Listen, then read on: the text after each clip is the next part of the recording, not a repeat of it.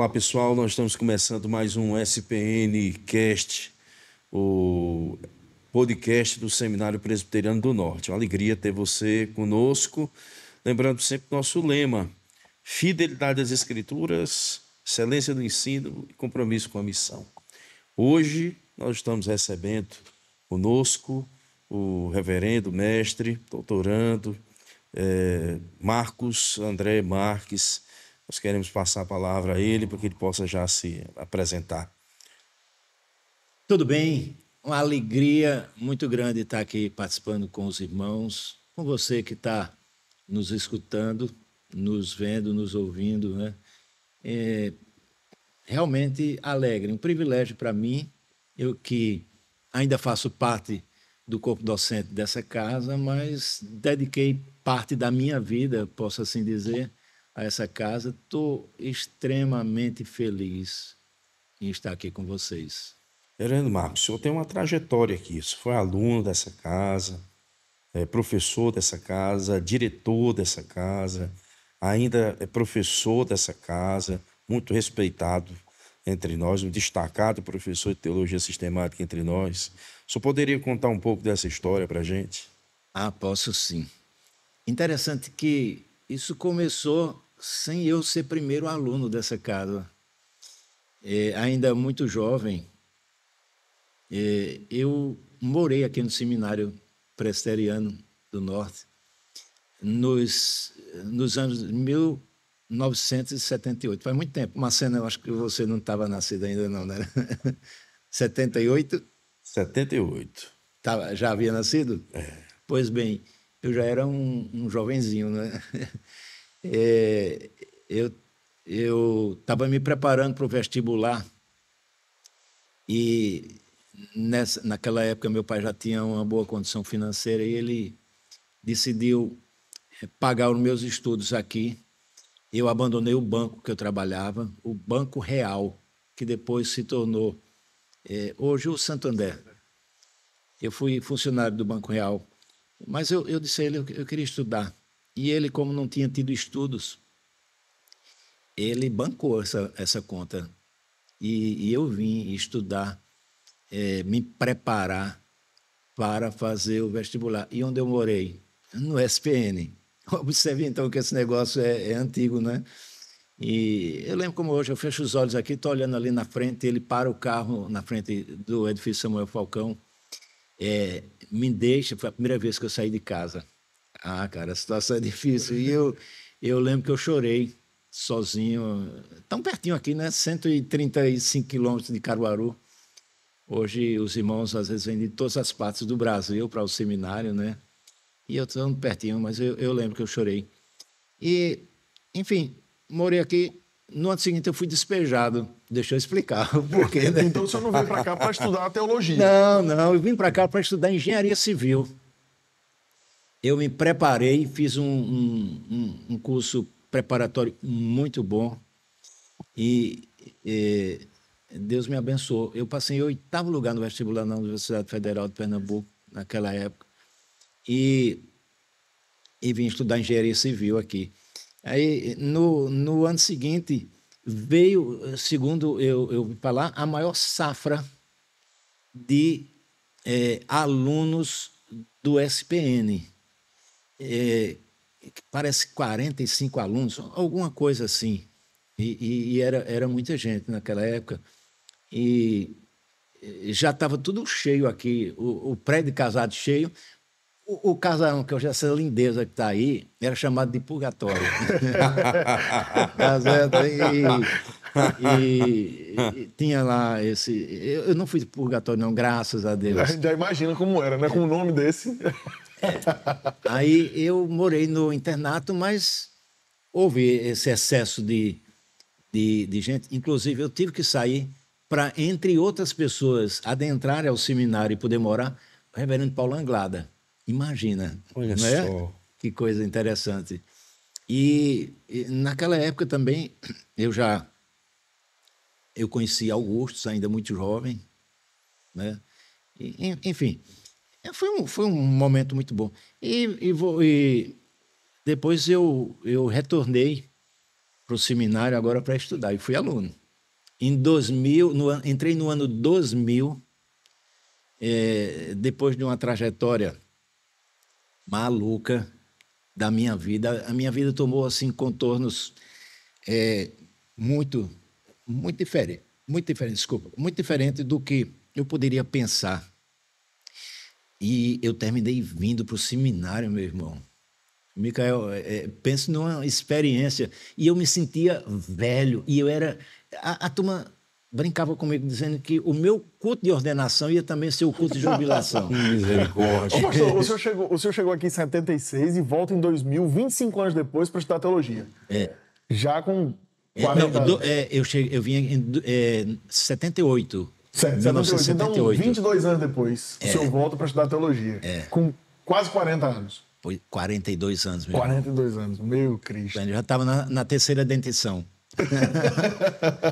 Né? Então, eu vi, e naquelas buscas, e eu hoje me arrependo, Marcena, de ter feito o curso em 3 anos. Eu podia ter desfrutado mais disso aqui. Esse ambiente aqui, a gente vai sentir saudade, sente saudade. Micael, você vai sentir saudade quando sair daqui. Eu estava compartilhando com os colegas aqui antes da gente começar. Que Verdade. semana passada eu fui ver as fotos dos colegas e vendo as coisas que estão acontecendo no seminário, e eu botei para chorar, porque não estou querendo não que chegue o fim do ano, não. Pois é, rapaz, mas eu senti muita saudade. E por conta dessa sensação de tempo perdido, então eu fiz o curso em 3 anos, né? Estava comentando aqui para vocês, uma loucura, é inadmissível. Aliás, o curso nos seminários da IPB, ele é muito puxado, concorda? Isso. A quantidade de disciplinas por semestre, as leituras requeridas, né? Que não é só você frequentar, são as leituras, os trabalhos, etc. Imagina aí você quase que dobrar o número de disciplinas no semestre. Eu fiz isso loucura, De manhã, de tarde e de noite. Sabe? E foi um tempo difícil na minha vida que financeiramente eu não estava bem. Mas Deus supriu essa minha necessidade. Então, isso foi a minha vida acadêmica de estudante aqui no SPN. Em 2002 eu saí, me formei. Eu não sei qual é a turma que eu sou. Aqui entrou, aqui saiu, né? A turma até brincava com isso também. Mas foi um tempo muito bom, muito bom. Eu agradeço muito a Deus por esse seminário.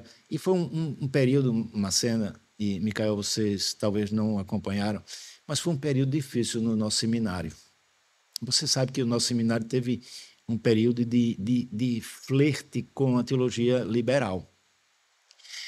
O meu professor de teologia sistemática, e foi por ele que eu gostei, que eu passei a amar a teologia sistemática, ele se tornou hoje um cara...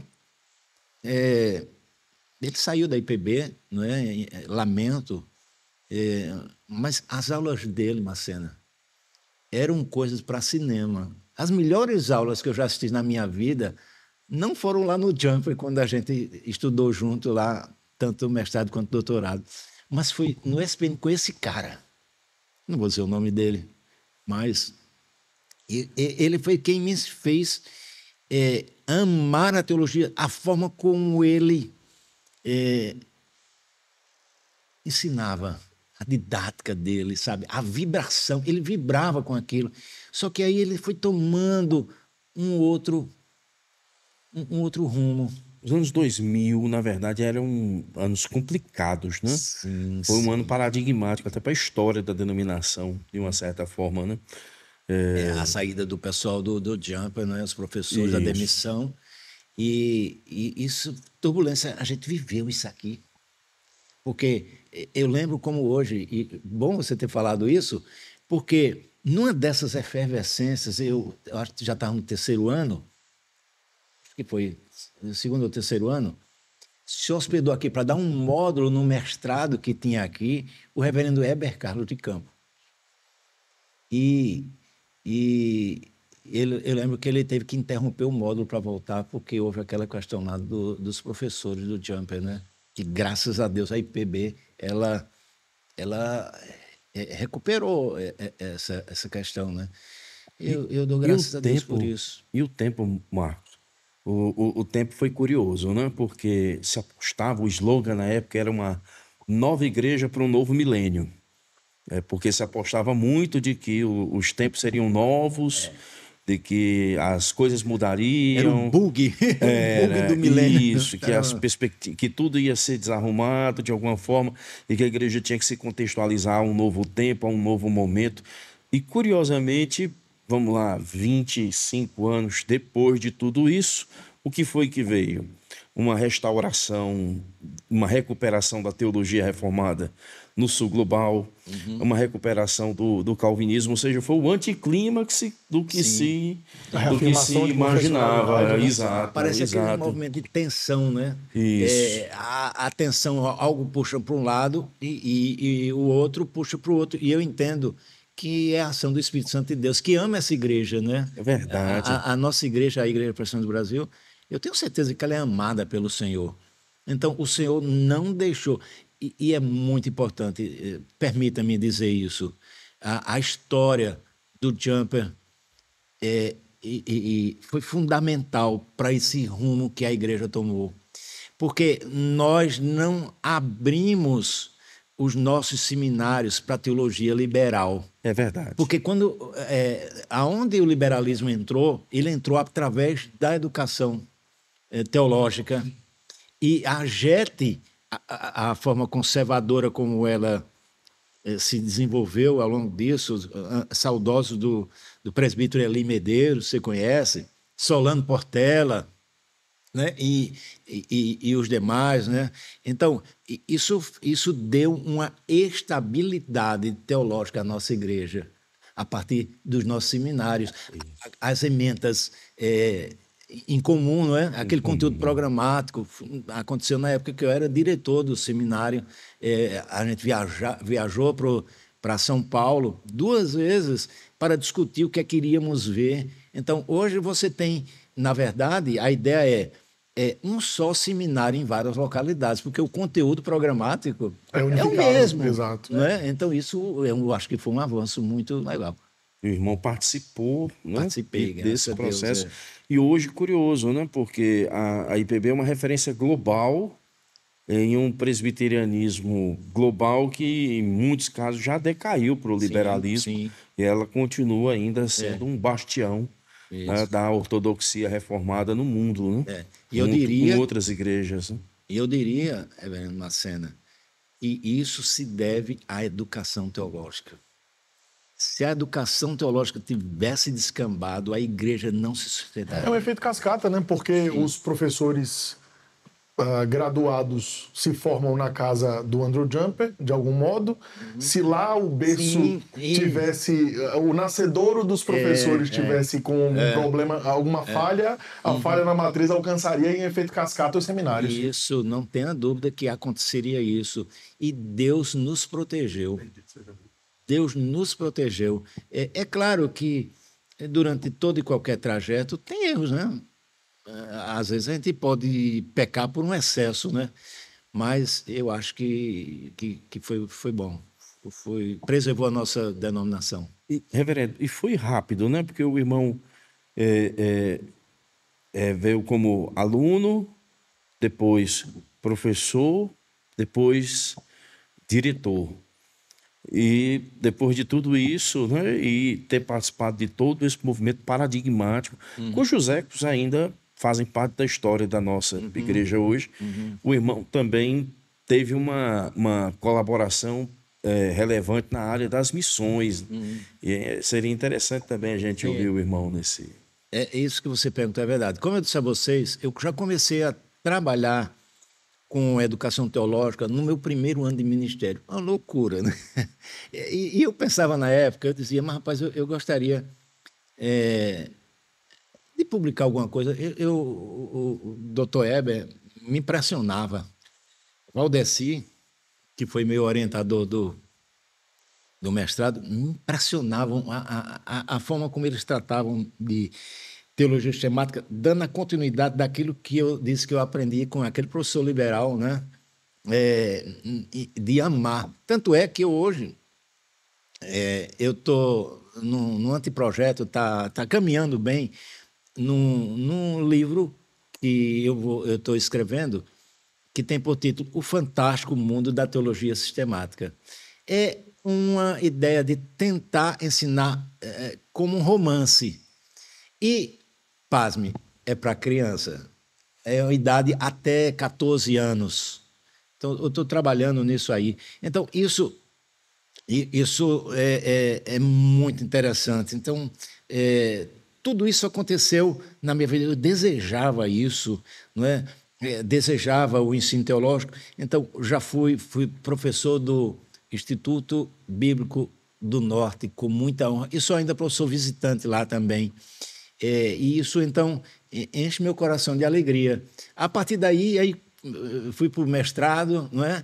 E saí daqui em 2002.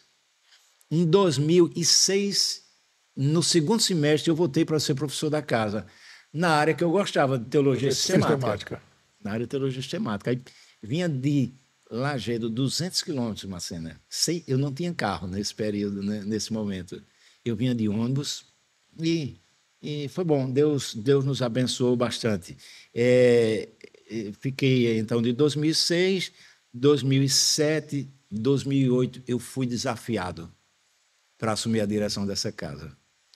E aquela semente que estava no meu coração, ela se concretizou. Nós passamos aqui 10 anos. E saímos em 2017. Chegou o nosso tempo, saímos, mas não deixamos a docência do seminário, né? Em 2018 ainda fiquei em Recife, e depois, 2019 em diante, são os cursos ou vindo da Molos ou EAD, né? E aí estamos nessa toada. E eu faço com tanta alegria, Macena, e você sabe muito bem que você também vive isso. Como é bom ensinar, né? Como é bom ensinar. Uma grande responsabilidade, não é, Marcelo? Uma grande responsabilidade. E é uma bênção também. O irmão hoje pastoreia a igreja presbiteriana de Brotas. Brotas, na cidade de Salvador. Salvador. Então, a igreja maravilhosa. Maravilhosa. E é uma bênção também quando o conselho libera o pastor para essa tarefa, né? Porque percebe que o ministério abençoa não só a igreja de Brotas, como abençoa também nacionalmente. Isso. Até porque o dia a dia da sala de aulas nos ensina muita coisa. E aquilo que nós temos de vivência no ministério vai nos ajudar a ensinar também para os nossos alunos. É verdade. A gente não só ensina a matéria que está sendo dada. Eu não costumo enrolar a aula, eu dou a aula. Mas ali a gente vai dando os ensinamentos da nossa vivência, não é? No dia a dia. Eu contei hoje uma história aqui para o pessoal do CTM, eu não sei se eu poderia... Sim, pastor, aqui a gente... À vontade. Fique à vontade. À vontade, dessa questão de experiência, né? Eu fui pastor no interior e a igreja tinha 4 congregações, 4 era 5, e uma delas era na zona rural. Então, eu visitava uma vez por mês para levar os atos pastorais, né? E isso, a história tem a ver com isso. Eu vivenciei isso, né? Você descer do carro e abrir porteira, melar os pés, tal, pedir um copo com água, entregar um copo marrom para você e você beber aquela água marrom e tirar as raízes que estão, né? Esse tipo de coisa, né? Água barrenta. Água barrenta. Água barrenta. Aí era uma festa, né? Quando você ia, Santa Ceia, aquela alegria dos irmãos. E isso aconteceu com um pastor também, né? Conta-se. E ele foi dar os atos pastorais naquela congregação. Ele chegou cedo, ele preparou uma liturgia, fez um boletim bonito, né? Preparou uma liturgia completa, exceto o batismo, que não ia ter batismo, mas com Santa Ceia e tudo, né? Alegre, foi cedo. E lá no interior tinha, nas igrejas, umas bocas de megafones, assim, que você... Não sei se vocês chegaram a ver isso, né? Boca de difusora.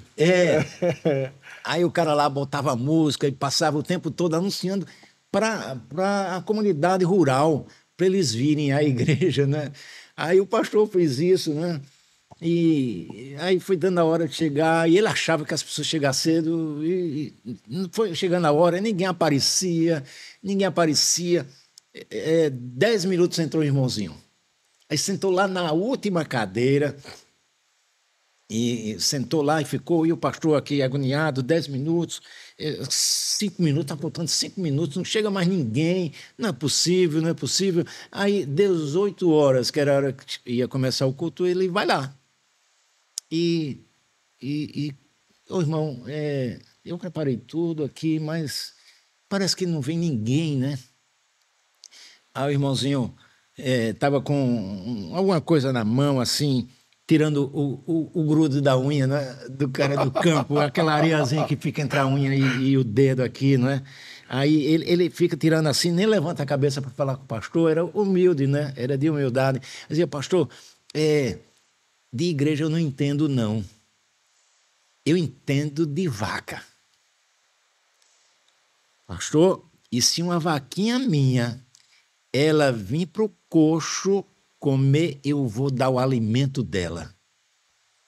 O pastor disse, rapaz, que palavra, eu tenho que fazer. Aí foi lá para o púlpito, começou o culto, fez toda a ordem litúrgica que você...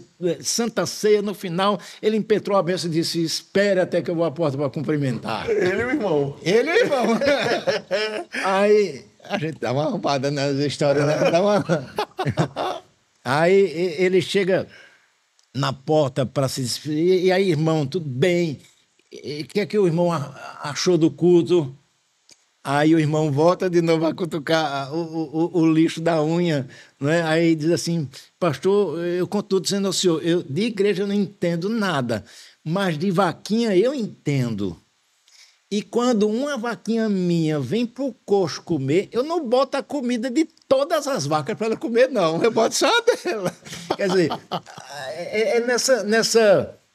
nesse dia a dia que a gente vai aprendendo, não é, Marcena? Na sala de aula, às vezes a oportunidade é aquela de você dar uma pastoral, você está mais experiente, né? Dizer como deve agir, falar dos seus erros, porque eu falo dos meus erros, né? E eu aprendo com ele e quero que os irmãos aprendam também. Eu já tive vontade de escrever as mancadas do reverendo Marcos. Imensas, não é? Então, a gente tem esse pouco de experiência e quer passar para os mais novos que querem aprender com a gente, né? Então, é nessa perspectiva que a gente... O irmão falando e eu lembrando quando tive desafio de plantar uma igreja em Fortaleza, aliás, organizar. Reverendo Nizam que começou o trabalho, depois a gente seguiu, e o irmão falando das dificuldades, muitas vezes agregar, né? E uma das lutas que a gente tem muitas vezes é no meio da semana chamar os irmãos para orar e ler a palavra, né? E quantas vezes, não foram poucas não, assim, 6 meses, muitas vezes ir só e voltar sozinho. Sentindo derrotado, né? Mas aí me via muito à mente uma coisa, era perseverar na coisa certa. Eu não poderia abrir mão de chamar o povo para orar e para aprender a doutrina. Então, depois a gente foi mudando as formas, os jeitos, as maneiras, até que se estabilizou, né?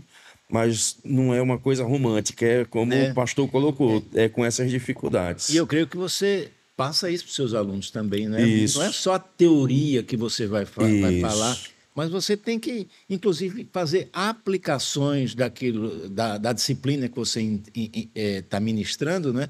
Há uma transversalidade nas disciplinas e você, então, utiliza os seus exemplos práticos também. A poimênica, né? Vamos assim dizer, está sempre presente na nossa aula nesse sentido. Isso. Então, é isso, e é muito gostoso fazer isso. E se você me permite, mais uma coisa, uma das coisas que a gente vivenciou aqui no SPN na minha época, e graças a Deus tem sido mantido, é pensar, como você falou no início, você conjugar 2 elementos importantes, que é o academicismo e a piedade. Às vezes você peca por um, peca por outro. Aí eu via de regra, cito aquele caso de Jesus, diz assim, errais não conhecendo as Escrituras nem o poder de Deus. Então, você tem que estudar a Escritura. E as pessoas diziam, esse negócio de estudar teologia, isso deixa o cara frio.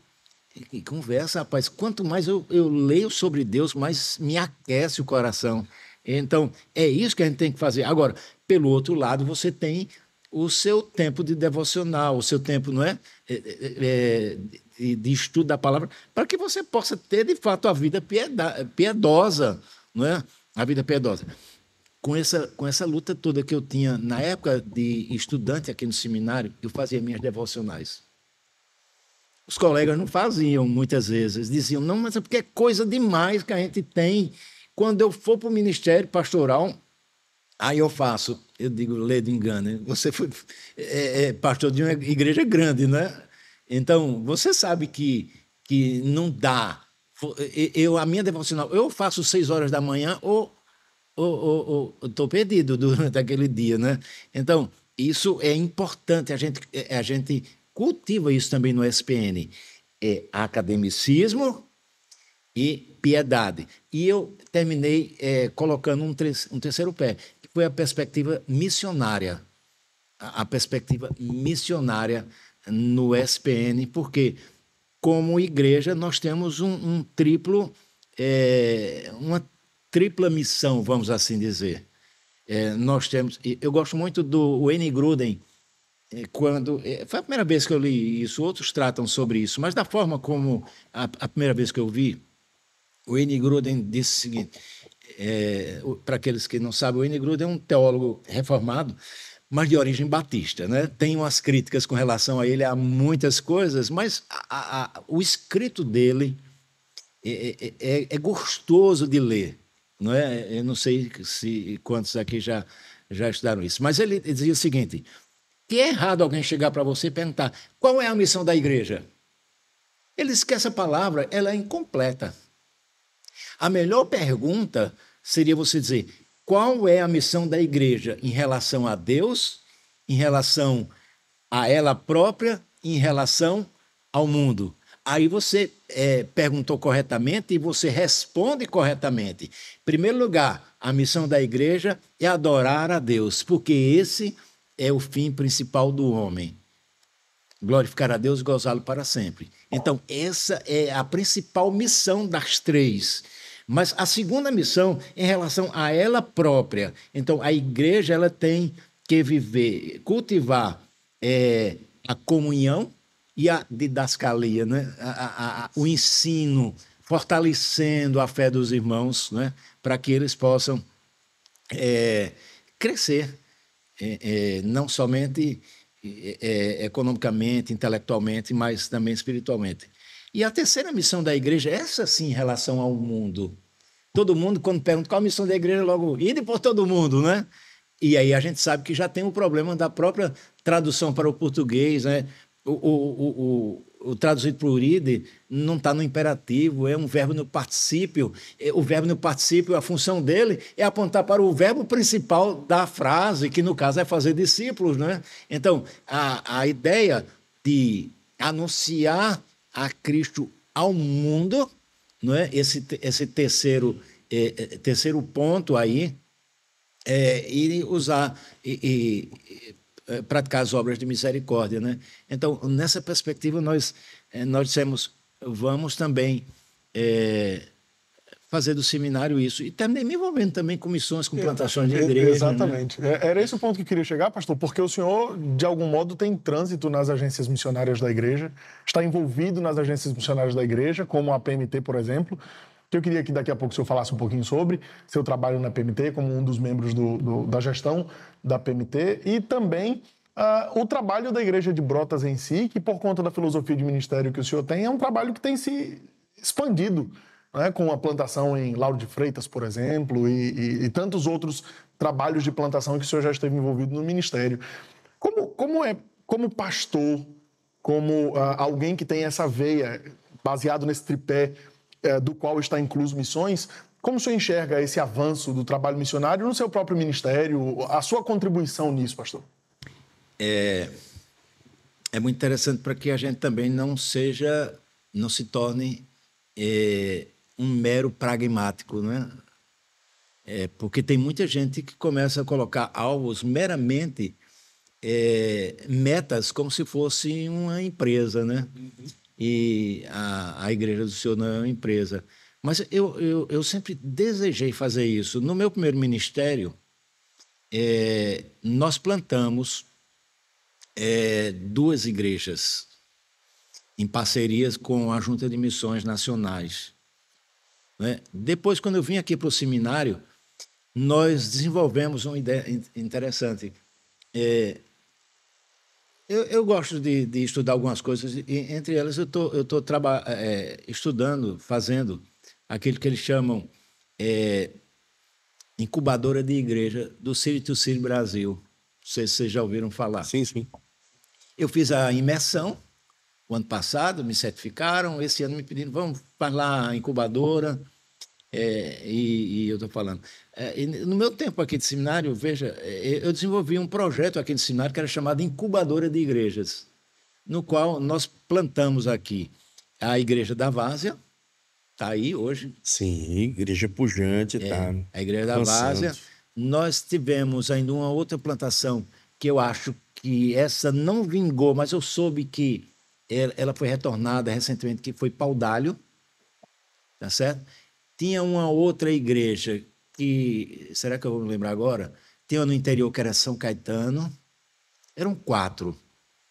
Então, isso sim, e teve a última que foi a Igreja Redenção. Vitor veio trabalhar comigo em 2010. Ele estava saindo da igreja que ele havia plantado lá no Iputinga, e eu desafiei Vitor para vir trabalhar comigo. Vitor é um cara assim, dispensa comentário, né, do potencial de Vitor.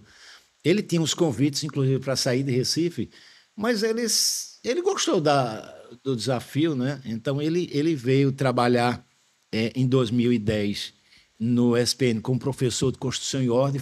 Foi quando ele entrou no Tribunal de Recursos do Supremo Concílio, 2010, lá em Curitiba.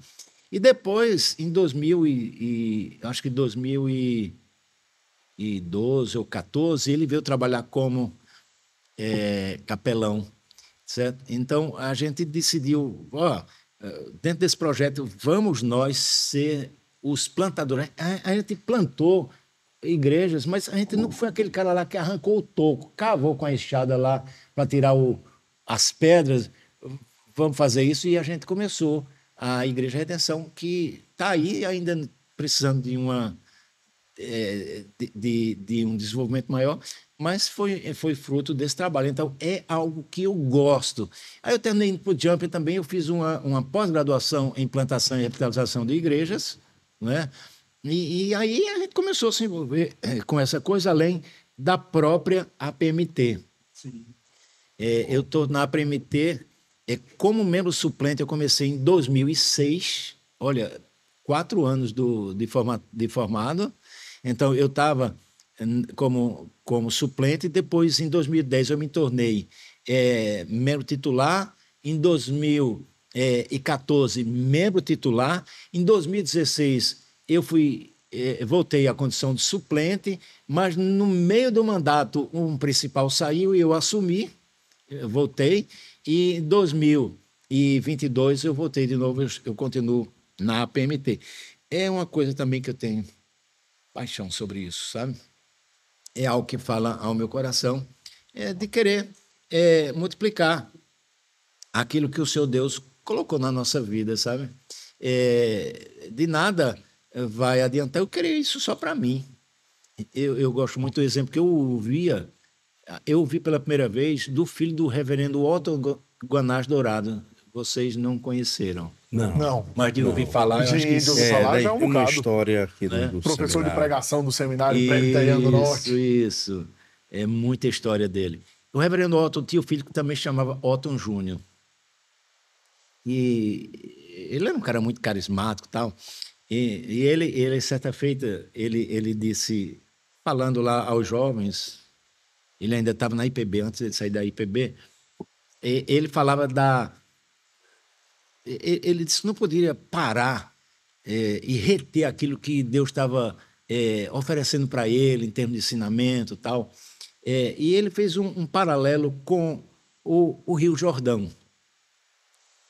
Ele usa a seguinte expressão: olha, o Rio Jordão nasce lá no Monte Hermon, Líbano, né, por ali, onde há um degelo. Então, o afluente principal, a fonte principal, é o degelo lá do Monte Hermon, né? E vem, então, pega alguns afluentes ali, e esse rio vai crescendo, fica grande, caudaloso, forma o Mar da Galileia. E ali há uma abundância tanto nas margens, né, de plantação, como a abundância de peixes no Mar da Galileia, as grandes pescarias de Jesus, né? A gente lembra disso, né? Então, ele diz que aquilo é vida em abundância, porque aquelas águas são correntes, que vêm lá do Hermon e caem, no total, eles vão cair aproximadamente 1.340 metros de distância de um para outro, porque a depressão lá do Mar Morto é 340 metros abaixo do nível do mar, né? E lá em cima está mil e poucos metros acima, né? Então, ele diz que quando chega no rio, no Mar da Galileia, o Rio Jordão deságua, continua deixando a água passar e chega na Grande Depressão, que é o Mar Morto. Não tem vida lá. Então, é isso que a gente tem que fazer, sabe? Compartilhar. Quanto mais...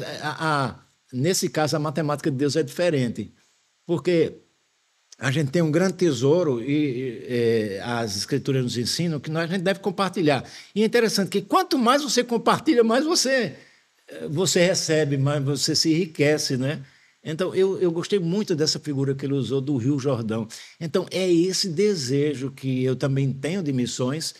Hoje, na Igreja de Brotas, estou demorando demais para responder, né? Mas deixa-me conversar. Não, mas segue Segue a linha. Segue, porque sabe por que é importante você dar esse testemunho?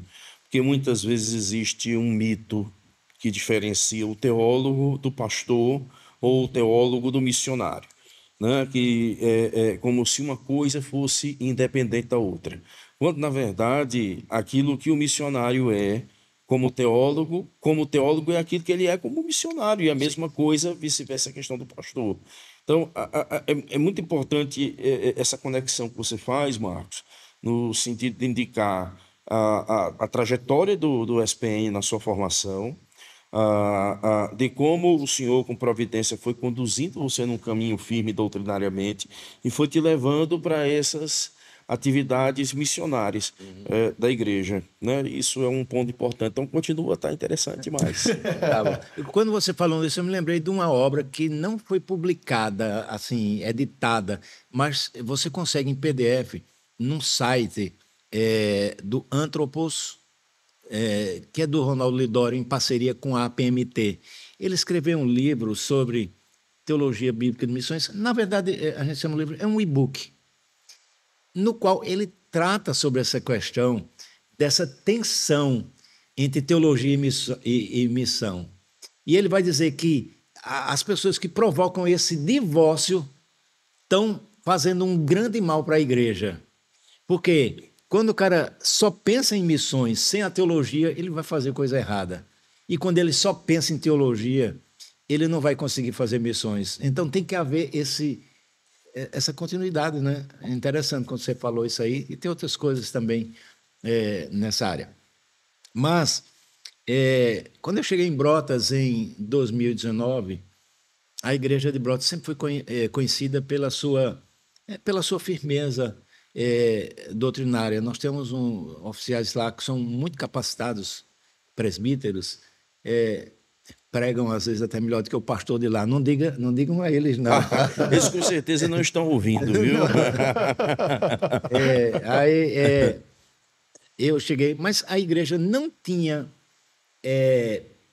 tinha uma congregação que era quase tão antiga quanto a igreja. A Igreja de Brotas esse ano faz 36 anos.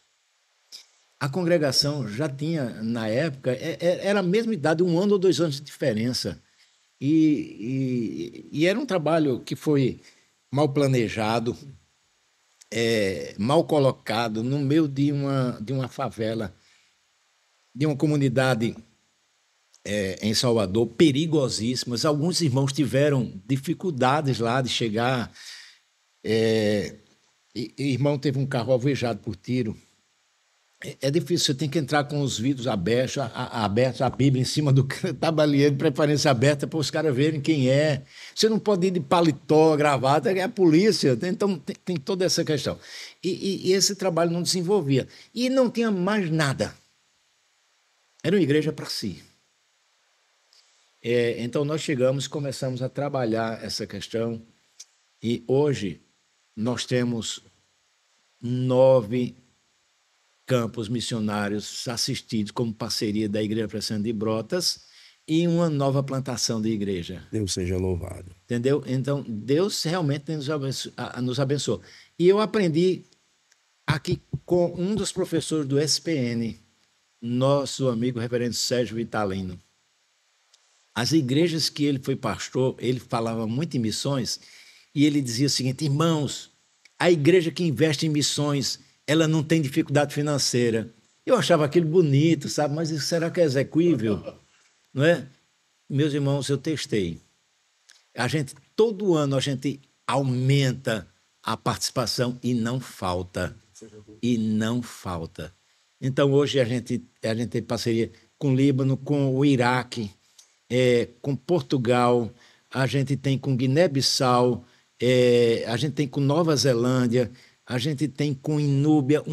Nessa questão, um presbítero nosso pediu demissão para ser missionário. Então, ele está lá numa região, numa cidade, na verdade, é um distrito chamado Inúbia, perto de Piatã, a terra do café. É maravilhoso. Região da Chapada Diamantina, terra boa. Isso. Aí, ele está lá envolvido por isso. Né? Então, a gente sai abraçando essas questões e vê o trabalho de Deus se desenvolvendo. A ideia nossa, na área de missões, reverendo Macena, é exatamente colocar em prática Atos 1:8. Atos 1:8, ela nos dá uma ideia de simultaneidade e não de consequência. Uhum. Né? Primeiro eu vou ser aqui, depois que aqui estiver pronto eu vou para ali, vou para lá. Não. A ideia é simultaneidade. Então, a igreja hoje, de Brotas, ela tá no mundo todo, através até dos nossos canais, no YouTube, no Instagram, não é? E a gente tem, então, contatos com pessoas de várias localidades. Então, é isso que a gente quer fazer, pregando o genuíno evangélico, né? Que aí é que é importante. Você pregar o genuíno, você não negocia, você prega a verdade e, no primeiro momento para o mundo, nós somos antipáticos. Mas as pessoas começam, então, a ver a coerência e vão fazer o comparativo com as Escrituras Sagradas e aí a coisa acontece. Deus seja louvado. Olha, se você está gostando do nosso podcast, está acompanhando, não deixa de dar o seu like, clicar no sininho e se inscrever no canal. Não pula essa parte não, porque ela é importante para que o nosso conteúdo seja melhor visto no cenário do YouTube e a boa teologia também seja assim colocada.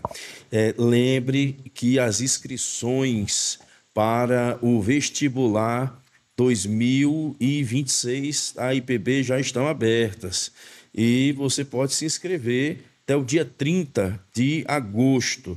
E, claro, nós queremos muito vê-lo aqui no SPN. Será uma alegria enorme para nós. Considere estudar no SPN. Você, candidato a Sagrado Ministério, presbítero, presidente de presbitério, pastores, conselhos, considerem a importância do SPN e tudo que a gente está conversando aqui, né? Esse combo. Eu sempre costumo falar, Marcos, reverendo Marcos, do combo completo que é estudar em Recife. Porque aqui em Recife nós temos todos os aparelhos presbiterianos. Nós temos o ensino, o Agnes Mackenzie, né? Nós temos as igrejas, nós temos os concílios aqui funcionando, a vida da IPB passa por aqui. Agora mesmo você está no CTM, aqui a Igreja Nacional passando por aqui, né, e colaborando. Então é uma experiência fantástica estudar no SPN. E acho que tudo que você está testemunhando para a gente aqui é um exemplo claro de como essa casa te ajudou a ser preparado para estar agora servindo assim no Reino de Deus. E eu diria, se você me permite, não podemos esquecer os nossos cursos de pós-graduação, né? Nossos cursos, exato. Rapaz, olha que maravilha, não sei nem para onde é que eu ando, mas eu queria desafiar você a vir estudar no SPN um dos nossos cursos. O único seminário do Brasil que está apresentando uma pós-graduação em manual bíblico, em Constituição da Igreja. E tem sido uma bênção, Isso, né? é um diferencial Verdade. muito grande, não é? Além dos outros, teologia sistemática. Eu tive, há 30 dias atrás, eu participei de um dos módulos, que foi teologia bíblica, teologia da oração, não é? E é maravilhoso, mas temos em aconselhamento bíblico, temos em Novo Testamento, não é? Temos, então, pregação. Olha, pregação é importante. Então, você é desafiado a participar. Zé, como é que está o nosso tempo aí? Porque a conversa está boa aqui com o Marcos aí. Ó, reverendo, foi muito bom você ter tocado aí na nossa questão do curso de pós, e o seu módulo foi sobre oração e teologia de João Calvino. E João Calvino geralmente é lembrado nas institutas como aquele que desenvolve a doutrina da providência, da predestinação, que de fato é o seu lugar realmente teológico. Mas pouco se fala da oração, e é o tomo em que Calvino escreve mais sobre oração.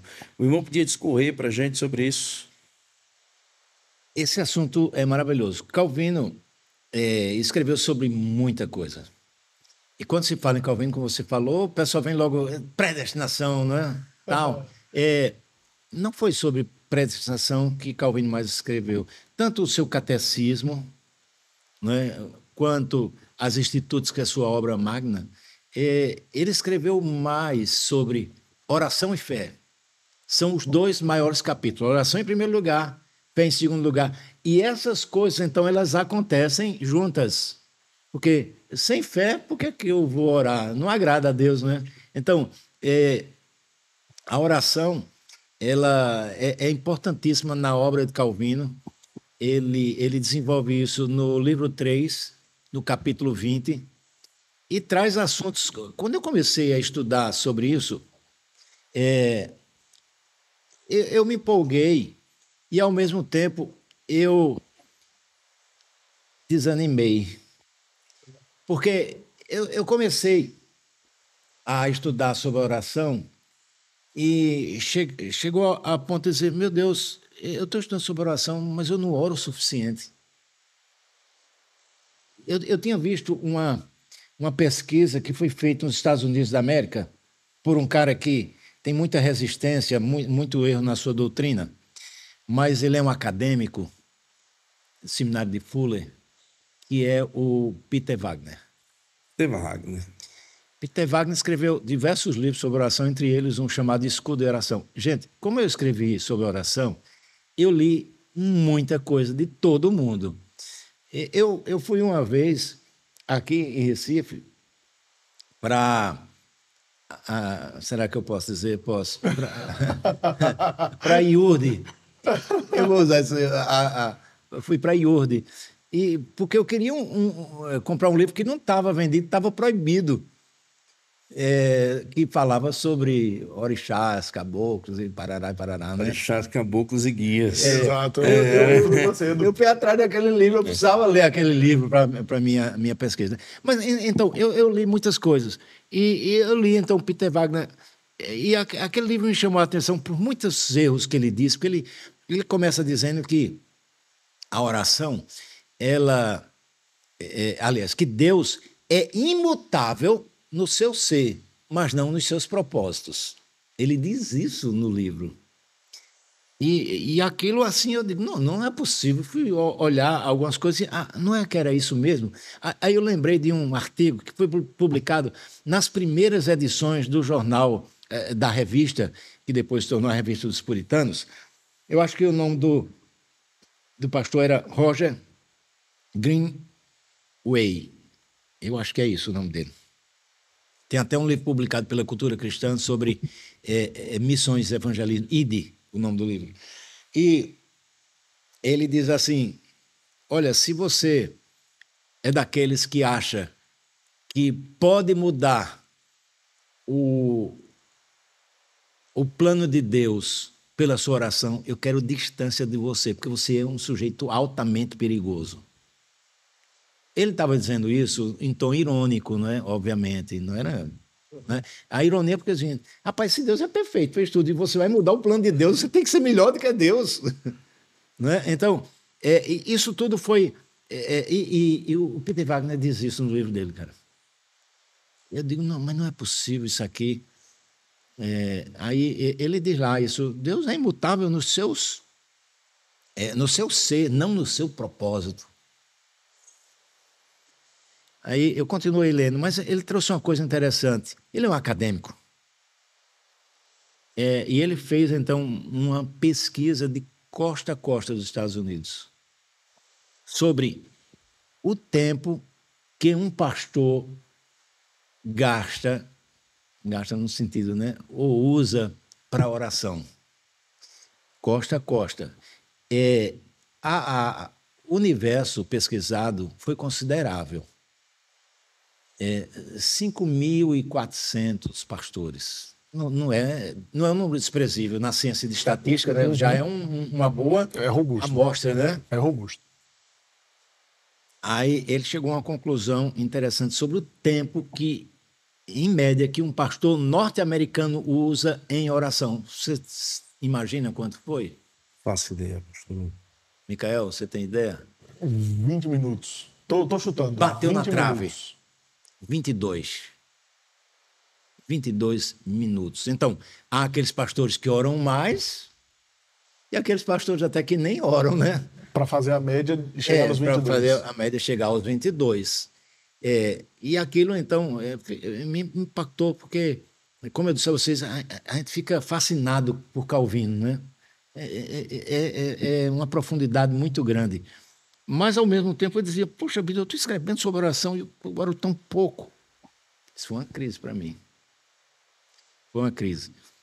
Mas eu aprendi muito com Calvino. Aquilo que ele fala, gente, tem aplicações para hoje, para você combater essas novas escolas de oração, tipo confissão positiva, prosperidade, tipo batalha espiritual. Rapaz, parece que Calvino estava sabendo de tudo isso. Entendeu? Ele registra lá no livro, observe lá, você lê, você vai ver isso. Então, aquilo foi me motivando, né, para escrever sobre isso. E aí eu conto, na minha dissertação, inclusive, a princípio eu fui questionado por que eu iria usar aquela ilustração que eu usei, né, a título de introdução do trabalho acadêmico, né? O trabalho acadêmico você não pode inventar nada, né? Isso. Tudo você tem que estar lá e tem que citar fonte. Aí eu citei fonte de um evento que aconteceu no interior do Ceará. Eu não lembro o nome da cidade, agora eu não vou lembrar. Está registrado até no meu livro. Do qual tinha uma igreja e de lado da igreja tinha um bordel. Você já ouviu essa história? No Ceará não tem disso, não. Já dizia. Mas como... Só tem igreja. Mas como o senhor está dizendo, eu vou... Só tem igreja, né? Só tem igreja. E aí o que aconteceu? Interessante, no meu pastorado, a igreja de lado tinha um dance lá, uma discoteca. Não era um bordel, mas era... E começava a rivalizar com a igreja no horário de culto. A gente começou a orar para aquilo, a gente andou comprando o local de lado, né? Eu achei interessante isso. Mas lá, eles começaram a orar contra o estabelecimento comercial da dona lá, né? E a dona, em vez de arrefecer, ela ampliou os negócios, fez uma nova construção e foi um negócio assim fantástico, né? Aí, de repente, quando eu estava para inaugurar um novo estabelecimento, houve um incêndio e queimou inteiramente o estabelecimento, deu PT. Perda total, né? Perda total. Aí, o que aconteceu? A mulher ficou revoltada e entrou na justiça contra a igreja, porque a igreja divulgou que estava orando contra aquele estabelecimento, né? Então, ela entrou na justiça contra contra a igreja. E na hora, então, que o juiz abre para o julgamento lá, né? E deixam eles tentando apaziguar um primeiro acordo, né? Aí a mulher diz, porque o responsável é a igreja. A igreja diz, nós não temos nada a ver com isso. Aí o juiz, voltando na sentença, disse, nós estamos diante aqui de um fato inusitado, no qual uma igreja diz crer no poder da oração e uma prostituta crê no poder da oração. Então, eu usei isso. E é interessante que aquilo está no site, silêncio aqui, de Edir Macedo.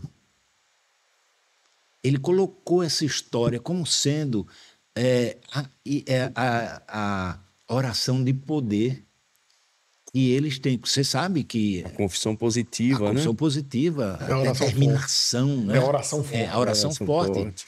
Então, ele colocou isso no site. Eu tenho os prints disso gravado. Só que depois eu fui pesquisar. Aquele fato é fake. É fake. É um grupo de ateus querendo ridicularizar a fé cristã, compôs aquilo ali. Aí eu trabalho no meu livro e na dissertação, eu desenvolvi a partir disso aí. Aí houve uma resistência, mas eu comprovei com fatos históricos que era aquilo que eu queria fazer. Né? Então, demonstrando a oração, então, ela é espetacular. E eu defendo a tese, então, no trabalho, que a oração, antes de mais nada, e Calvino defende isso, ela é um instrumento de comunhão com Deus. Isso. Antes de ser, para você pedir, para qualquer coisa, é um instrumento de comunhão com Deus. E a partir daí, você tem coisas maravilhosas, né? Porque nós temos muitas dificuldades para oração. Nós não sabemos orar como convém. Não é isso que a Bíblia nos diz? Exato. Não é? Então, e a gente percebe isso, meu irmão, muito. Nós não sabemos. E Calvino diz isso numa das sessões, eu não lembro exatamente agora qual é, quando ele diz assim, que as nossas orações sofrem como é que usando a palavra que ele usa, de debilidade, ele debilidade, gosta muito. mas tem um outro nome que ele usa, de imperfeições múltiplas. Uhum. As nossas orações sofrem de imperfeições múltiplas. E como é? Então, aprender com Calvino a orar é algo fantástico. Ele discursa, aí eu lembro, na seção 3 do capítulo 20, sobre alguns reformados que contendiam, dizendo, para que orar se nós já temos a providência de Deus? Calvino um baixo cacete nesses caras. Na seção 3. Que coisa é essa? A oração, ela é, na verdade, um instrumento de Deus para tantas coisas, inclusive essa. É a mesma coisa da chamada predestinação. A pregação está para a salvação, assim como a oração está para a resposta da oração. O Deus que determina os fins é o mesmo que determina os meios para que esses fins sejam alcançados. Isso. Então, isso assim, me deixou maravilhado, sabe? E oração é sempre bom. E quando eu cheguei em Brotas, eu cheguei em janeiro de 2019, eu iniciei um estudo sobre a teologia bíblica da oração. Esse estudo durou até abril desse ano. Foram 6 anos, entrando no 7º ano, estudando sobre oração. E eu aprendi essas coisas, através das escrituras e da sistematização de Calvino, que nos ensinam coisas simplesmente maravilhosas. E esse teu link é muito importante, porque a leitura dos clássicos, Calvino, Lutero, enfim, Agostinho de Hipona, muitas vezes ela é vista assim como algo irrelevante, ultrapassado, né? E de repente, quando a gente se depara com a teologia de Calvino sobre a oração, cuidado que ele tem, principalmente naquele momento, entusiastas, né, de um lado, catolicismo, com orações, intercessões pelos santos, a própria crítica que era feita, se Deus já conhece tudo, então por que devorar? E a maneira como Calvino diz isso é de uma maneira apologética, porque ele escreve para Francisco I, mas ao mesmo tempo também pastoral, né? E a linguagem era dura, né? A linguagem era dura, áspera, belicosa em alguns momentos, mas polêmica, pastoral. Isso, polêmica, mas pastoral. E aí, Marcos, interessante, porque nós temos um seminarista nosso aqui, Micael, que está concluindo o curso, e como é importante passar para os nossos seminaristas essa demanda da importância da oração. Porque a gente sai muito bem preparado academicamente daqui, mas não pode esquecer da oração em momento algum. No momento que nós oramos com o nosso rebanho, oramos pela nossa vida, pelas nossas famílias, oramos pela igreja. E uma das coisas que é bem marcante nas Institutas de Calvino é quando ele fala da disciplina da oração, né? De você realmente de ter uma percepção disciplinada, né? De orar, de ter uma vida de oração. Né? Fala assim, né? Entre os reformadores, Lutero orava 2 horas por dia. E quando ele tinha muita coisa para fazer no outro dia, ele orava 3. Calvino, ele dividia também os períodos de oração dele, eram 3 horas de oração. Tá certo? Aí chega um Marcos, começa a ver aquilo, eu entrei em parafuso. Eu acho que 22 minutos já é um bom referencial para a gente começar a lutar por eles, tá entendendo? Aí eu fui fazer isso. Mas sabe como melhorou muito essa perspectiva também, que a gente vai lendo outras coisas, né? Que me ajudou muito foi um pastor norte-americano, eu acho que ele é batista, Bill Hybels. Ele escreveu um livro chamado Ocupado Demais para Deixar de Orar. Não sei se vocês conhecem. Mas nesse livro, ele deu para mim uma dica que eu achei maravilhosa, Macena. Porque você sabe que você tem livros das orações de Lutero, orações de Calvino, né? A própria Cultura Cristã editou um com algumas orações, não todas, com algumas orações. Tem o Vale da Visão, né? Com as orações puritanas. Sim, também. Exato. Então, tem tudo aí. Aí, o Bill Hybels me ensinou uma coisa, como é que eu posso me deter mais, me aprofundar mais em oração, escrevendo oração, cara. Meu irmão, é gostoso demais. Você escrever as suas orações. Eu tenho uma pastinha lá que eu ponho minhas orações. Ela está com senha, né?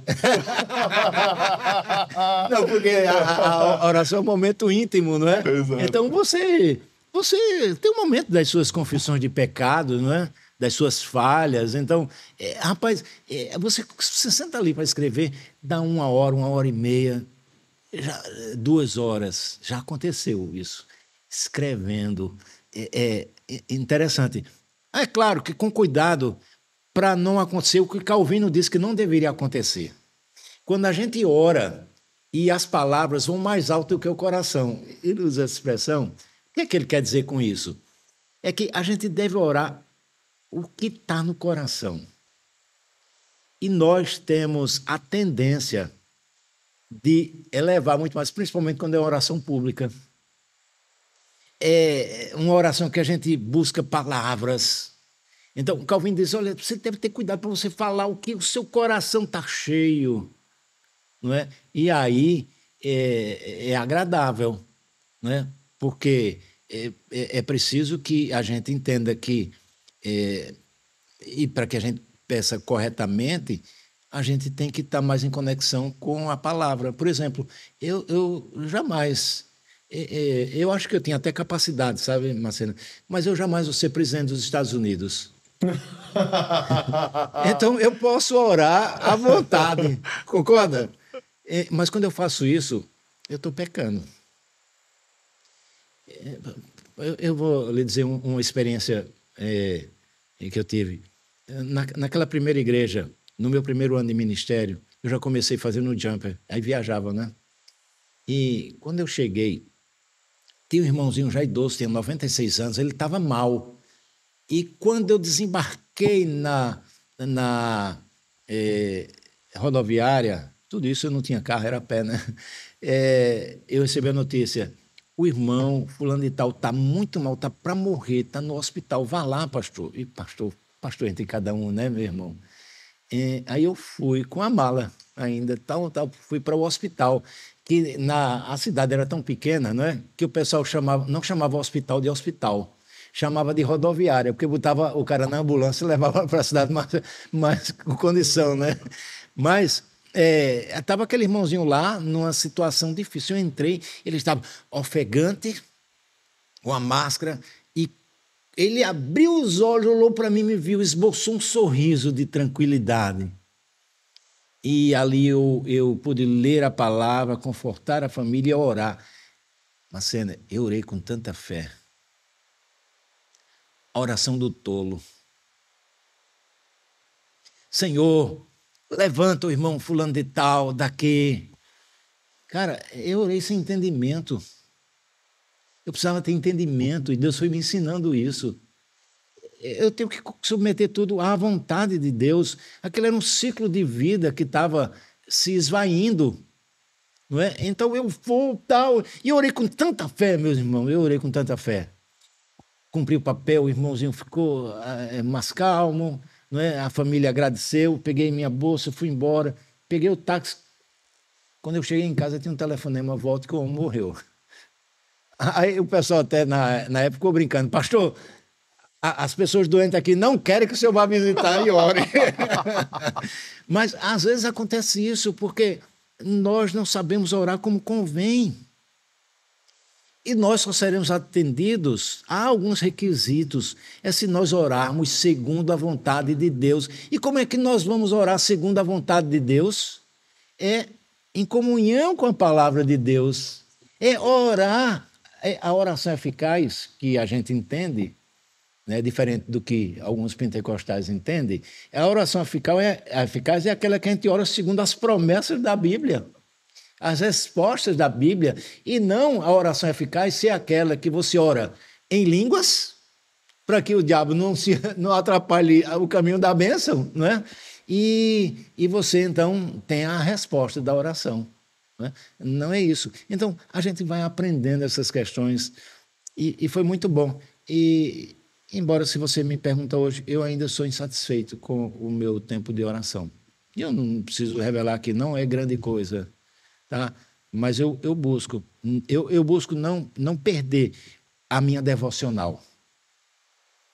Importante. E para os nossos alunos aqui do SPN, eu lembro do que o reverendo Augusto dizia que no tempo que eu fui diretor aqui, ele veio uma vez, ele falando aos alunos disse sobre isso. O cara vem com fogo, não é? Com aquele romantismo para o seminário.